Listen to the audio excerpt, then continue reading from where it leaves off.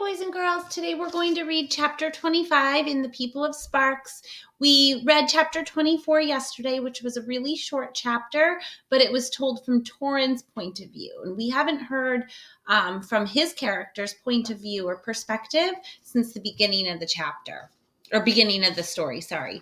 So chapter 25, Dread at the Last Minute. As Pelton's truck drew near the village of Sparks, Lena was more and more impatient. She longed to see Poppy and Mrs. Murdo and Doone. "Another day's travel," Pelton said, "and we'll be in Sparks by tomorrow morning." Lena was too excited to sleep much that night. Her mind galloped forward to the people she would see tomorrow and backward to everything she'd seen on her journey. She finally fell asleep a few hours before morning, and when she awoke, she could feel immediately that something in the air had changed. A wind had arisen, a warm, gusty wind that bent the brown grasses and rattled in the leaves of the trees. The blue of the sky had faded to a hazy gray, and the heat seemed more fiery than ever. She felt something unsettling in the air, a warning, like the first traces of fever when an illness is coming on. "Could be nearly 100 degrees today," said Pelton, "but in a week or two, the heat will start to slack off. The season's changing. You can feel it in the wind." They started out early. After only an hour or so, Lena could see the fields and buildings of Sparks in the distance. She stood up. She was sitting on the front seat of the truck between Maddie and Pelton, and shielded her eyes with her hand to see better. There it was, and now it looked like home to her. The solid little brown houses, the tidy fields around them. When they came to the road that led to the Pioneer Hotel, Lena had a sudden idea. "Let me off here," she said. "I want to tell Doone I'm back. I'll walk the rest of the way." So boys and girls, we have to remember that we've been learning about Lena in her journey with Casper and Maddie, and we've been learning about what's going on between the people of Ember and the people of Sparks through Doone's perspective. So even though both of these characters have been telling the story, they haven't been telling it together. They've been telling it from different places or different settings, which is why we paid so much attention to setting at the beginning of this unit when we started this read aloud again, because it's really important to know that even though both characters are telling the story, they are not together in the same setting like they were in the city of Ember. So it's going to definitely be interesting when Lena makes her way back to the village of Sparks, which she just described was like a home, to learn about all the turmoil and all the conflict that's been happening while she's been away on her journey. We also have to remember that Lena has learned a lot on her journey.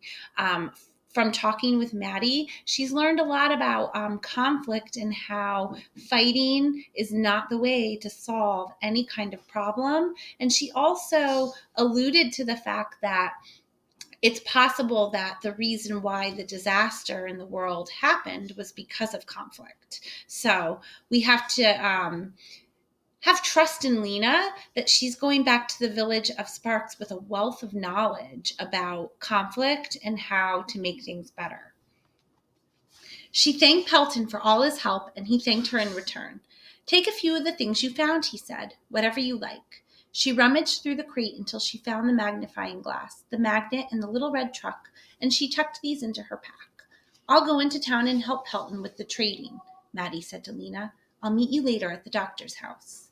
Lena jumped down from the truck, her legs strong and springy, her hair flying in the wind. She ran up the road toward the hotel. She expected to see people at the river, washing, and people sitting on the hotel steps, eating their breakfasts, getting ready for work. But the grounds of the hotel were empty, and when she went inside, she found people milling about the lobby in confusion. Some of them were crying. She saw the two Hoover sisters, one wailing, the other trying to comfort her. And she saw old Mammy Progg sitting on a rolled-up blanket, grumbling to herself. People were arguing with each other. She heard angry voices and questioning voices, and voices full of fear. For a second, she just stood looking, wondering what was happening. Then someone spotted her. "Lena!" Her name rang out over the hubbub. Faces turned toward her, and the people rushed up to her and crowded around her. "You're back! Where have you been? We thought you'd disappeared forever." She saw Clary's face, smiling, and she heard the voices of friends from school and Captain Fleary of the Ember Messengers, and someone who used to work in the shoe store. Are you all right? They said. What a time to come back. Why did you leave? Where have you been? Hands reached for her. Arms wrapped her in hugs. She saw a red head bouncing up and down as Lizzie jumped in the air, trying to see over the crowd. And she saw Mrs. Polster beaming at her, and Miss Thorne at her side. I'm fine, she said. I'm so happy to be back. But what's going on here? And where's Doone? I'm here. It was Doone's voice. There he was, just coming down the stairs. She broke away from the welcoming crowd and ran over to him. He didn't speak, just reached out an arm and grabbed her hand. The look on his face startled her. Was he angry? Come inside, he said. She followed him down a passage and out a door in the back of the hotel. There was a small concrete terrace there, bordered by a low wall. Behind the wall, the drooping branches of a dusty tree stirred in the wind. Doone sat down on the wall and pulled her down next to him. For a moment, he said nothing. When he spoke, his voice came out in a rough shout. Where have you been? He said. Don't you know how everyone has worried about you? Don't you know everyone has thought you were dead? Lena shrank back. I didn't mean to be gone so long, she said. It was a mistake. I thought, nearly a month you've been gone, Doone said. It was because of the city, Doone. I thought the city would be like those drawings I made. I thought maybe we could go there, all of us, and live there, and be happy, she finished weakly. You could have told me you were going, Doone said. I might have wanted to go too. Did you think of that? I didn't really think at all, Lena said. I just saw the chance and went. So boys and girls, there's more evidence right now through Lena, what Lena says, through the dialogue between her and Doone. We're learning that she definitely did not think her decision to go with Casper and Maddie all the way through. So she's impulsive, which is one of the character traits I used to describe her in my example when we were writing character theories. But if I had thought about it, she frowned, remembering. I'd probably have figured you wouldn't want to come because you were too busy with that tick. Doone's face fell. Oh, he said. Well, you're right. I guess I was. I thought Tick might be... Doone stopped, looking flustered. I'm sorry, he said. I'm sorry too, said Lena. They were silent for a moment. Then Lena said, Shall we forgive each other? All right, said Doone. He smiled. Lena smiled back. But what's going on here, she asked. Why is everyone so upset? They've ordered us out, Lena. They've told us we have to leave tomorrow morning. What? Lena could not take this in. Who has to leave? All of us. All the people of Ember. And go where? Out into the empty lands. We have to make a new life for ourselves, they said, on our own. Lena's mouth dropped open. A wild confusion filled her mind. But how can we? What would we eat? Where would we live? Again, the frightening picture rose in her mind. The people of Ember scattered like fallen birds across a vast, dry landscape. There are wolves out there, she said, and bandits. I know, said Doone, and it will be winter soon. Have you heard of winter? Lena shook her head. When Doone explained, her eyes widened in shock. All this time you've been gone, Lena, they've done terrible things to us. The first thing was that boy Torin. He told her about the smashed tomatoes that Torin blamed on him. He said he saw you? Lena said, outraged. Why would he do that? Doone shrugged. Ask him. I don't know. He went on to tell her what else had happened. They've thrown us out of their houses. They've written hateful words on our walls. They've poisoned us with leaves. But why? What did we do to them? Lena said. The wind blew her hair forward over her shoulders. She clutched a handful of tangled strands to hold them still. We ate their food, said Doone. That was the main thing. But other things happened too. He told her about the riot in the plaza and about what happened at the fountain. Now, he said, They've threatened to use their weapon on us if we don't leave. So Tick says we'll use our weapons on them. Our weapons? What weapons? Dune sighed. For the first time, Lena noticed how thin he was. She saw the shadows beneath his eyes. There's so much to tell you, Dune said, and we only have today. But I haven't even been home, Lena said. I have to see Poppy and Mrs. Murdo. Are they still at the doctor's? Is Poppy all right? A scattering of dry leaves blew against her legs. The wind whipped her hair. The whole world had changed suddenly, just in the last half hour. Her throat tightened, and she felt tears threatening. Yes, they're still at the doctor's, Dune said. Come on, I'll go with you. We'll talk there. Wait, said Lena. I brought you a present. 2 presents. She unrolled the pack she'd carried all the way from the city, took out the magnet and the magnifying glass, and handed them to Dune. This one is a magnet, she said. If you put it against metal, it sticks there. I guess it isn't very useful, but it's interesting. The other one is for making things bigger. I mean, making them look bigger. Thank you, Dune said. He examined his presents curiously. He held the glass up and peered through it at the back of the hotel. Look at something small, Lena said, like a leaf or a bug.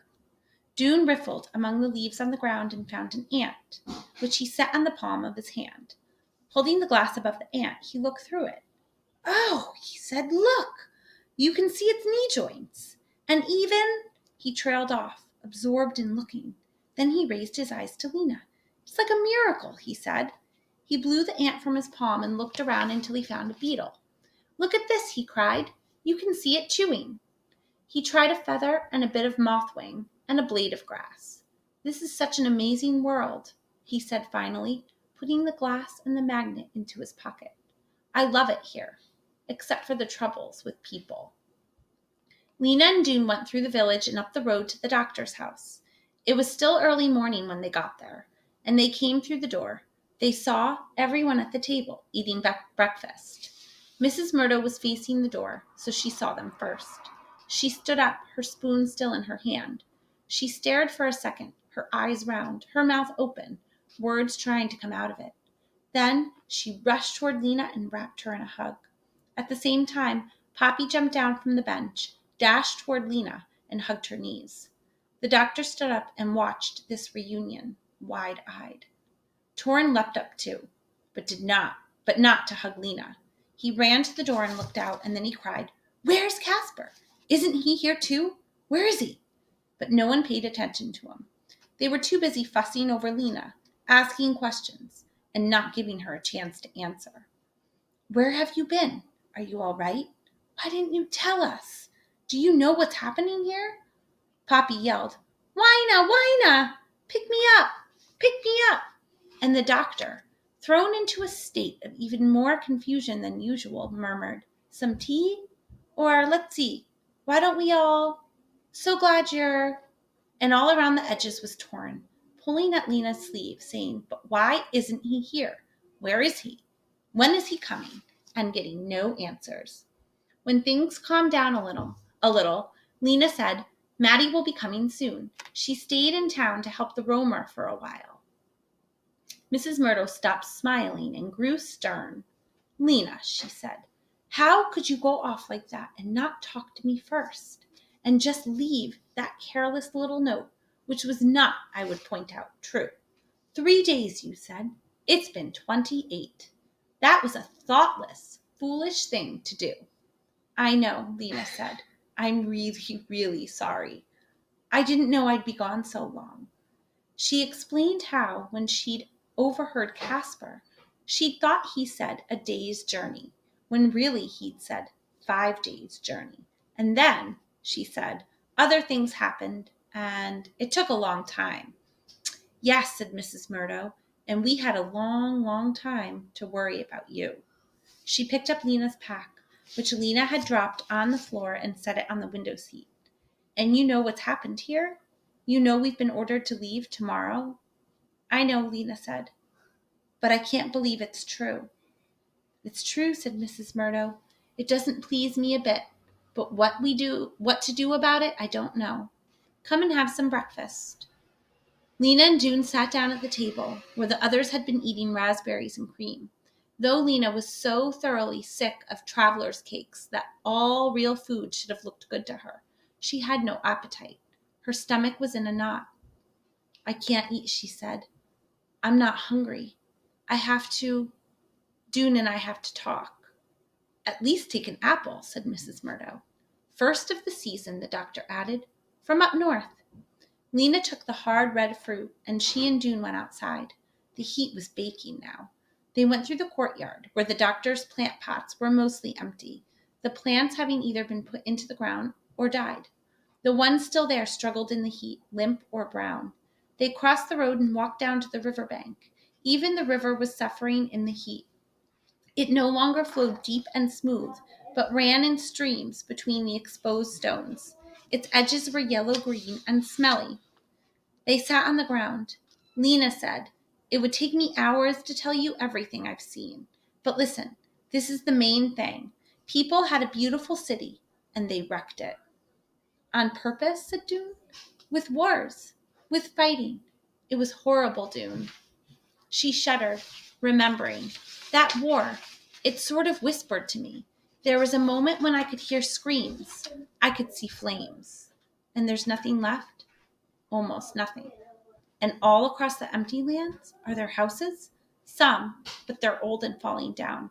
Mostly it's fields and fields of brown grass. They're howling animals. If we had to go out there and try to live, well, we couldn't. That's why some people, a lot of people, want to fight. Dune told her about Tick and the weapons he and his warriors had gathered. He explained the plan, how they would go into the village tomorrow, refusing to leave, prepared to fight. And he told her about the terrible weapon the town leaders had threatened to use. Yes, Lena said, I've heard about the weapon too. Torin mentioned it one time. But what is it? We don't know, Dune said. It's from the old times, Lena said. If it's from the old times, Lena said, then it is so terrible that Tick's little weapons would be like twigs against it. The old weapons could burn whole cities. She clasped her arms across her stomach and bent forward. Everything inside her felt cramped, knotted up. Her hands were slick with sweat. There can't be war, she said. But we can't leave either, said Dune. They sat watching the water struggle along between the rocks. The sun blazed down, burning the backs of their necks. Don't you think, said Dune, that fighting would be better than just giving in? At least it's doing something. I don't know, said Lena. It scares me. She ran her finger over the glossy red skin of the apple Mrs. Murdo had given her. I talked a lot to Maddie on my journey, she said at last. She's wise, Dune. She told me how war gets started. It's when people say, you hurt me, so I'll hurt you back. So boys and girls, here we go. Lena is starting to reveal what she's learned about war to Dune. And hopefully, because Dune and Lena were characters that take action, maybe they'll do something about this. But that's just how people are, said Dune. Of course, when people hurt you, you want to get back at them. And then they want to get back at you. And then you want to get back at them again, only worse. It goes on unless someone stops it. Stops it how? You have to catch it soon, Maddie said. As soon as you see it starting, you have to stop it. Otherwise, it can be too late. But how do you stop it? You have to reverse the direction, said Lena. That's what Maddie told me. She said that if someone had been brave enough, the wars might not have started in the first place. So boys and girls, because of my theories about Dune and Lena, about how they are characters that take action, they care about other people, they want to help other people. Sometimes they don't take things through, and even when they're scared or worried, they just take action. They do something about conflict. Just like how in the city of Ember, when the supplies were running out and the lights kept turning off, Lena and Dune did something about it. So now in this book, the conflict is the people of Ember and the people of Sparks are about to engage in a war, and we can infer from what we know about Dune and Lena that they are going to do something to stop it, that they are going to be the brave people that Maddie explained to Lena could be the people to stop it. But Lena, Dune slapped his hand down on the ground next to him. What does that mean? How do you do it? Lena wasn't entirely clear about this. She took a bite of the red fruit the doctor had handed her. It looked as hard as a polished stone, but the juice that burst into her mouth was sweet. I think it's this, she said. She chewed and swallowed. Instead of getting back at the other side with something just as bad as they did to you or something worse, you do something good. Or at least you keep yourself from doing something bad. She took another bite of the apple. I think that's it. One bad thing after another leads to worse things. So you do a good thing, and that turns it around. Dune sighed. That's not very helpful, he said. I don't know, boys and girls. I wholeheartedly agree with Lena. I think she's absolutely right. As much as our gut may be telling us, like, oh, like I want to get back at that person, it's not the answer. It only makes things worse because then that person is going to want to get back at you, and then that's how a war starts. So I think Lena is on the right track about what she thinks it means to reverse the direction, to do something good when you want to do something bad. How are we supposed to do something good for these people who have done so many bad things to us? Why would we even want to? Well, that's it, said Lena, wiping apple juice off her chin. You don't want to, but you do anyway. That's what makes it hard. Maddie said it was very hard. It's much harder to be good than bad, she said. So what do we do then, said Dune. His tone was bitter. Say we'll be happy to work without food? Say we'll always be nice no matter what they do to us? No, said Lena, that can't be right. Or should we just go quietly out into the empty lands and not bother them anymore? No, said Lena, that can't be right either. She stared at the water rippling by. She was thinking hard. We don't want to leave, she said, and we don't want to fight. Do you think those are the only two choices? What else could there be? If we don't fight, they'll make us leave. If we don't leave, we'll have to fight. Lena discovered a tough part in the center of the apple, surrounding some brown seeds. She picked at the seeds with her fingernail. There must be some other way, she said. What if we all just sit down in front of the hotel and refuse to move? We don't leave, but we don't fight. They wouldn't use their weapon on us if we weren't fighting, would they? I don't know, said Dune. They might. I don't think they would, Lena said. They're not bad people. But we couldn't sit there forever, Dune said. Sooner or later, they'd make us leave. They'd pick us all up one by one and load us onto trucks and drive us away. Maybe they wouldn't, said Lena. Maybe we could talk and work something out. I don't think so, said Dune. Tick and his warriors would never just sit. They want to fight. Lena drew up her knees and rested her chin on them. Something good, she thought.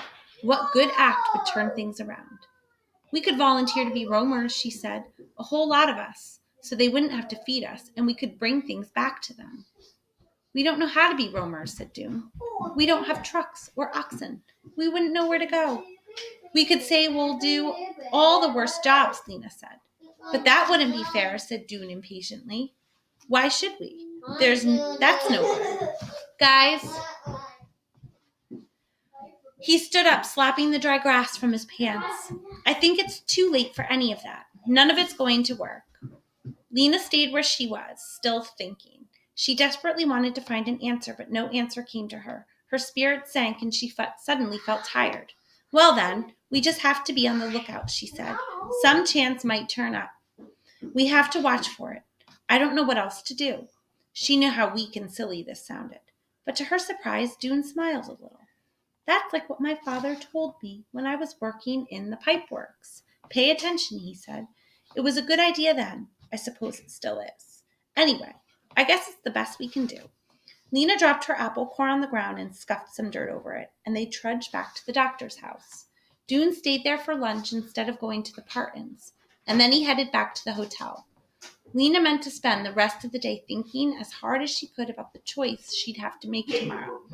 She sat on the window seat, sideways, her legs stretched out, and she tried to get her mind to produce ideas. But she kept coming up against the two walls. Fight? She didn't want to fight. Or leave. She didn't want to leave. A slow fly buzzed against the window. Wind stirred in the grape leaves outside. Think, thought Lena. Pay attention. And then she fell asleep. So boys and girls, in your ongoing reading document today, in addition to what you have to do in the lesson plan, you could also jot down what you think Lena's going to do. Or if you were Lena, what would you do? And we'll read chapter 26 tomorrow. I'm sorry that one was so long.